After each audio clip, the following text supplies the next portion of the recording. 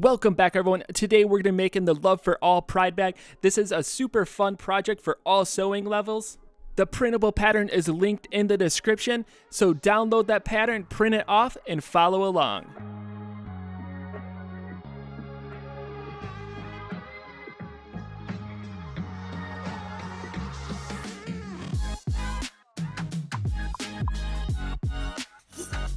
Getting started with supplies, you're going to want to grab a 1/4 yard of all the colors on the screen.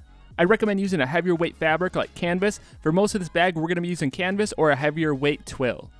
3 yards of 1.5 inch webbing. 4 lobster clasps, and you want the width to match the width of your webbing. 4 D-rings, and you also want these to match the width of your webbing. 2 slide strap adjusters. 2.5 yards of bias tape piping, and you can either buy this pre-made or make it yourself. 1 zipper, and you want this to be 20 inches or longer. We're going to be using a 22-inch zipper and snipping the ends. A 1/4 yard of 1/2 inch foam, and you can go less than a 1/2 inch, it's totally up to you. And lastly, your pattern, and this pattern is available at properfitclothing.com, and the link will be in the description below. It's super simple to use. All you have to do is print it, cut it out, and you're ready to go. After cutting, you're going to have 2 main pocket divider panels, 1 pocket lining panel, 4 side top zipper panels. You're going to want 2 out of your outer layer and 2 out of your lining. 2 side bottom panels, 1 out of your outer layer and 1 out of your lining. 2 main front and back lining panels, and you can cut your lining out of any lighter weight fabric. 2 of each of the pocket panels, and the colors to use will be listed on the pattern. And you're going to do the same thing for the front and back main panels. Cut 2 of each of the colors. And to get the best results, make sure you're sewing at the seam allowance that's provided on the pattern. Grab your red and orange panel, place the right sides together, and sew at a 1/4 inch seam allowance. Roll the seam allowance to the left, and what we're going to do is add a top stitch all the way down that panel. And I'm going to be using an edge stitch presser foot. This is going to allow me to get nice straight stitches. It's also best to match your thread with your fabric. This is going to eliminate any small flaws and make the bag look really nice. Grab the yellow panel, and we're going to do the exact same process. And the yellow panel will be going on the orange panel, so place the right sides together and sew at a 1/4 inch seam allowance. And just like before, we're going to roll the seam allowance to the left, so we'll be stitching on the orange, and I recommend switching out your thread for an orange thread.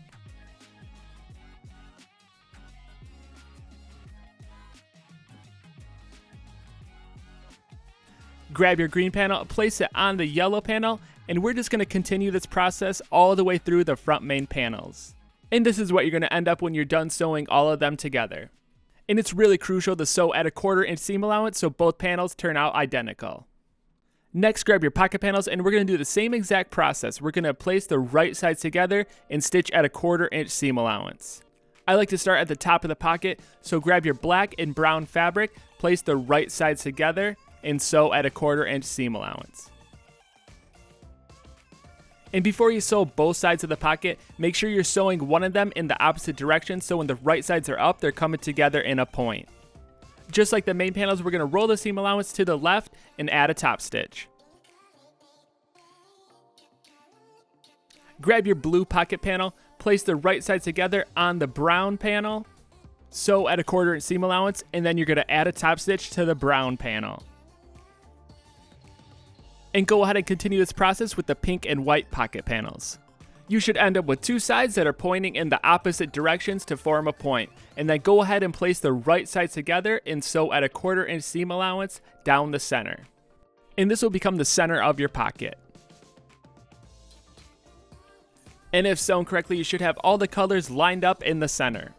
From here, we're going to grab the pocket lining panel, place the right sides together, and we're going to sew just the top edge. This edge will also be sewn at a 1/4 inch seam allowance.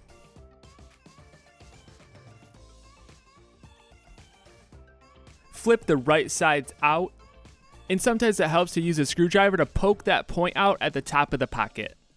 And from here, we're going to add a stitch along that top edge, and this will be done at the same width as your top stitches, so it will match all the way down the pocket. And if it's tricky to sew, you can always press the edges before you sew. It's totally up to you and what works best for your workflow. Next, we're going to take that complete pocket panel and sew it onto our front main panel. Line it up in the center and on the bottom, and what we're going to do is sew directly in that seam. By sewing in that seam, it's going to hide the stitch from the outside.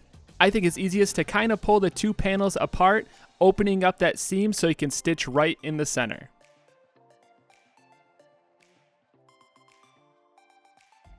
Grab your piping, and we're going to start at the bottom center and work our way all the way around back to that same point.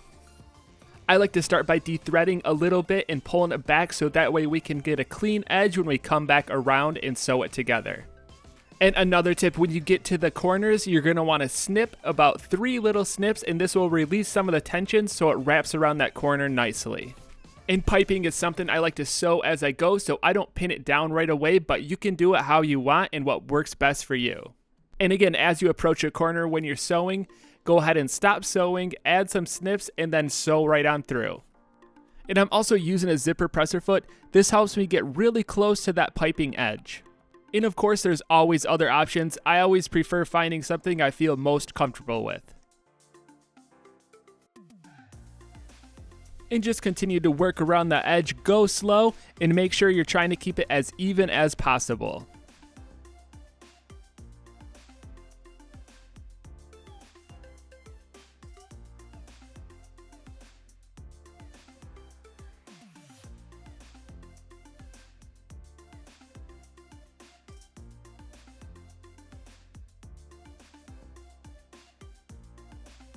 And when you approach the end, don't sew all the way through. You're going to hem the end that you started at, and this is also the end that you de-threaded. The opposite end is going to go into that hem, so you're going to want to cut back the rope as far as you want the opposite end to go in. And once you have the rope cut, you can place the opposite end in and sew all the way through. This step can be a little bit difficult and confusing, but just think about it as the rope going all the way around. You don't want it to overlap, you want it to butt up nice at the end.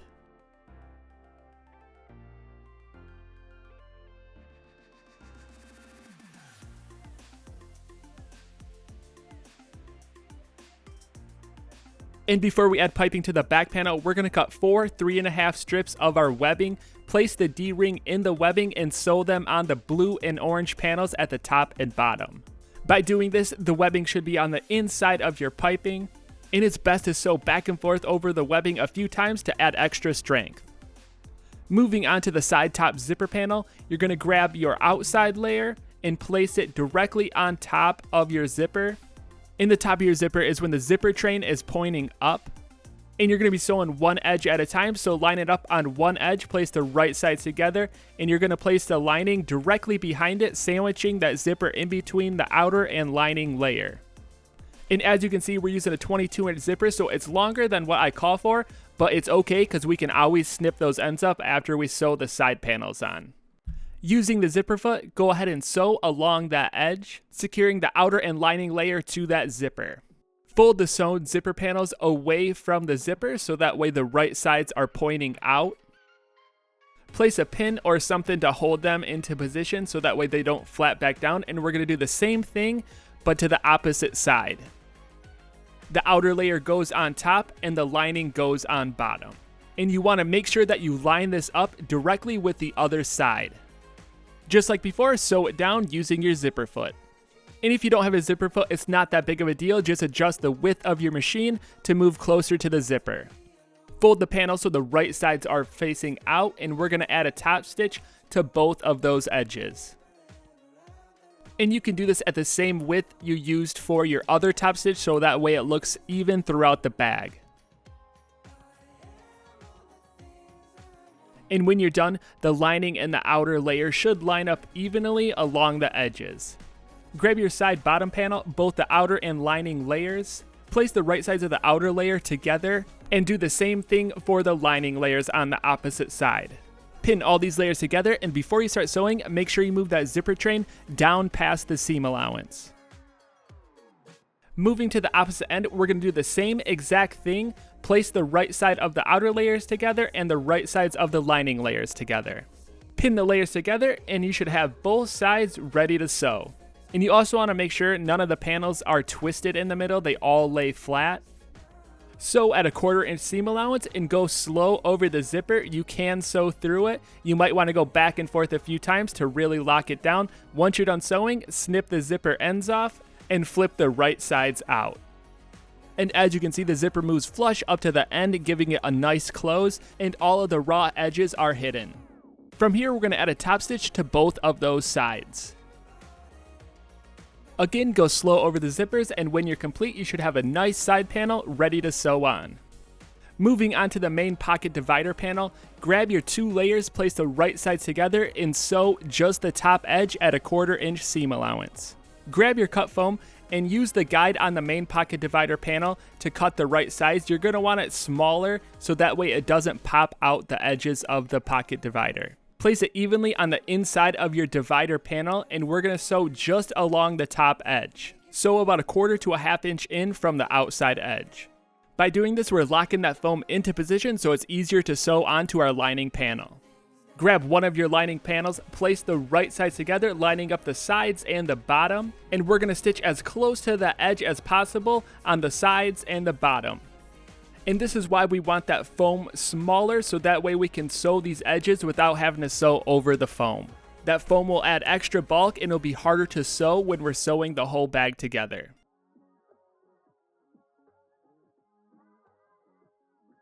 Grab the other main lining panel and your main front panel, and what we're going to do is place the wrong sides together.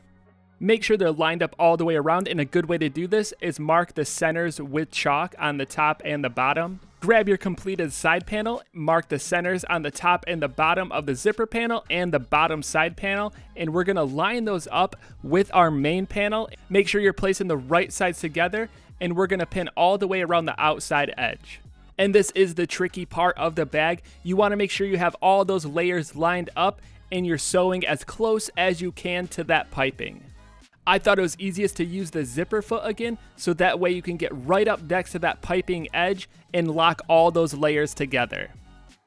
And like always, it's best to go slow during this step because it is very tricky and it's easy to mess it up. But again, you can always go back and sew areas that layers have popped out. So don't worry too much if you missed a layer during the sewing process, you can always go back.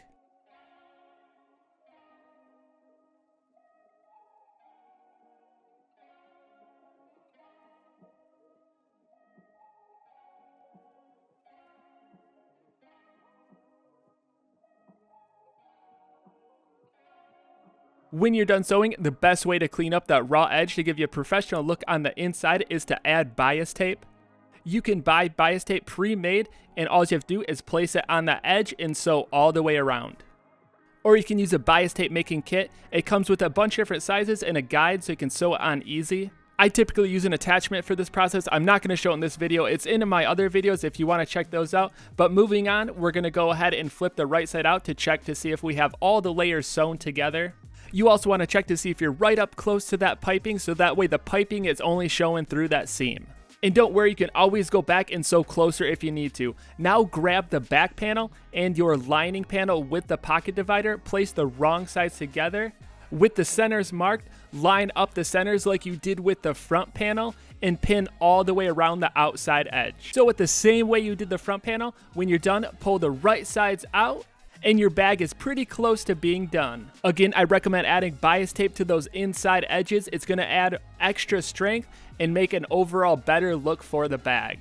From here, do a double check, make sure all the layers are sewn together. This is always a good thing to get in the habit of doing, especially before you sew the bias tape on, because once you sew that bias tape on, you're not going to be able to go back and sew closer to the piping if you need to. Moving on to the straps, cut a 34-inch piece of your webbing. You can cut it bigger if you want bigger straps. Feed the slide adjuster onto one end. Grab one of your lobster clasps and feed it onto the same end. Grab that end and we're going to feed it back through the slider.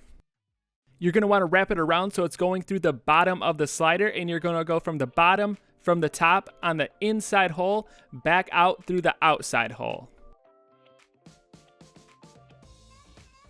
Pull the end out about 7 inches or so, just enough material so that way you can fold that end over twice and stitch it down. And once you have it stitched down, it's going to prevent that end from going back through the slider. And that slider is going to allow you to adjust the strap to different sizes. Moving on to the opposite end, we're going to grab the other lobster clasp, feed the webbing through the opening, and we're going to fold that webbing over twice and stitch it down.